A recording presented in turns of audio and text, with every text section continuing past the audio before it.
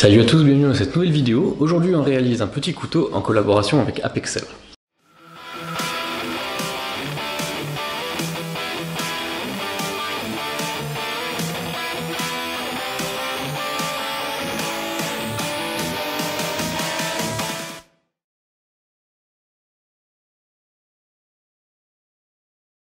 Dans la vidéo d'aujourd'hui, on va fabriquer ce petit couteau et celui-ci est réalisé en collaboration avec la marque Apexel. Ils m'ont récemment proposé de tester leur nouvelle lentille Phone Micro 5 et je vais profiter de cette vidéo pour vous montrer toutes ses capacités et surtout pour vous partager certains détails que j'ai jusqu'à maintenant pas eu l'occasion de vous montrer.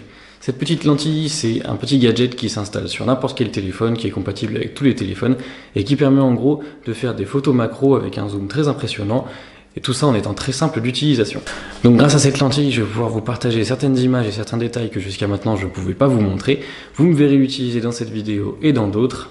Et je vous laisserai vous faire votre propre avis dessus. Bien entendu, si vous êtes intéressé, vous trouverez des liens dans la description pour pouvoir trouver plus d'informations. La lentille fournit elle-même sa lumière. Pour tous ceux qui font de la photographie, vous savez que la lumière, c'est ce qu'il y a de plus important en photographie. Il existe 4 modes d'éclairage différents avec 3 intensités, ce qui permet de capturer tous les détails que vous voulez.